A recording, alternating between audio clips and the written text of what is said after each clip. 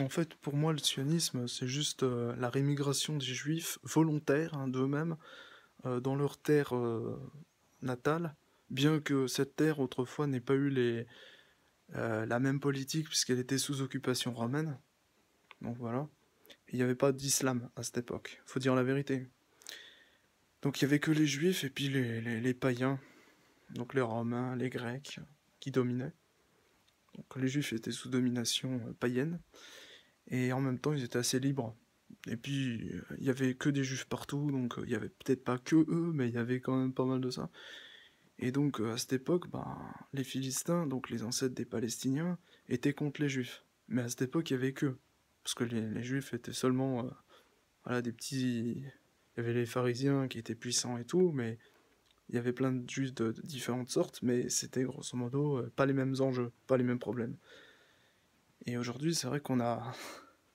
Enfin, on joue pas mal dans la pleurniche parce que c'est à la mode, à tous les niveaux, hein. Et c'est vrai que c'est...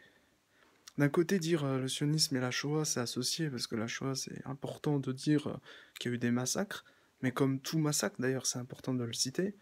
Après, d'en faire une pleurniche, je sais pas si c'est très avisé, quoi. Mais après, en même temps, si on n'en parle pas, bah, le problème, c'est que les gens, ils oublient. Ou ils s'en foutent. Bon, ils s'en foutent. Tu me diras, ok, si ça les concernait pas. Mais ça nous concerne tous. Parce qu'on est tous d'origine juive, un petit peu, plus ou moins, et on est tous aussi d'origine, je sais pas, nazie ou autre. Donc on est tous concernés d'une manière ou d'une autre. C'est tout. Par contre, de dire, voilà, le sionisme et la politique israélienne, on peut pas la critiquer, bien sûr que si. Mais quand je vois le sionisme, c'est quoi?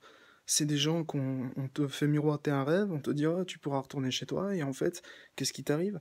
Eh bien, en fait, tu arrives dans des endroits où c'est un vrai bunker, t'as une maison sans fenêtre. Donc voilà, bah, c'est pas un accueil, ça. Pour moi, le sionisme, c'est une arnaque. Et pour moi, Israël n'est pas parfaite. Par contre, en revanche, c'est vrai que le Hamas en face est bien excité et envoie ses enfants en première ligne, donc c'est pas top. Et c'est le seul groupe qui fasse ça, groupe officiellement terroriste, va savoir.